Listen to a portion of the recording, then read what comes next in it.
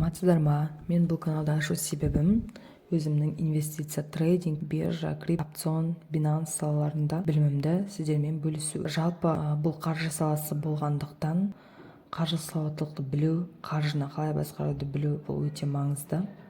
Оның ең бірінші ережесі табыстың 10%-ін жинау. Яғни бұл қарапайым ереже болып көрінгенмен бұл өте маңызды. Табыстың 10%-ін жинау, ол үшін адамда күш-жігер болу керек.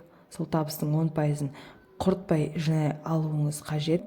Ол не үшін қажет? Бірінші жағдайлар: сіз ауырып қалуыңыз мүмкін, немесе жұмысқа шығу мүмкіндігіңіз болмай қалуы мүмкін. Жалпы жұмысқа шыға алмайтын жағдайлар болуы мүмкін.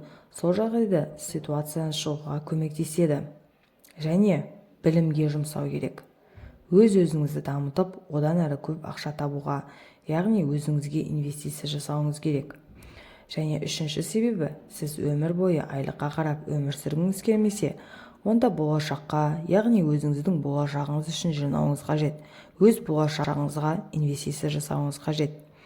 Ол ақша сізге бизнес бастау үшін көмектесуі мүмкін, немесе қандай да бір пассив көзін бастауға алып келуі мүмкін. Және бізге ақша жинауға кедергі жасайтын факторлар бар. Олар пассивтер деп аталады. Ол біздің қарапайым телефон болуы мүмкін, болған кететін тариф, интернет, Wi-Fi тағы басқаға кететін ақшалар, сізден шығын шығаратын ақшалар. Және өзіңіз тұратын үйде пассивке саналады.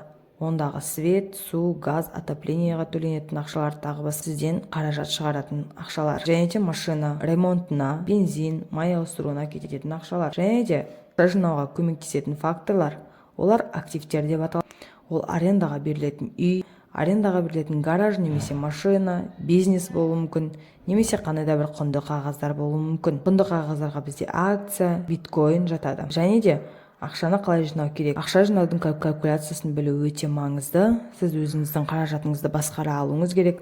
Активтеріңіз бен пассивтеріңізді басқара алуыңыз керек. Байлар неге байи береді? Байлар актив жинай береді. Кедейлер неге кедейлене түседі десеңіз, кедейлер пассив жинай береді. Егер де сіздің пассивтеріңіз активтен жоғары болса, онда сіз ешқашан байи алмайсыз.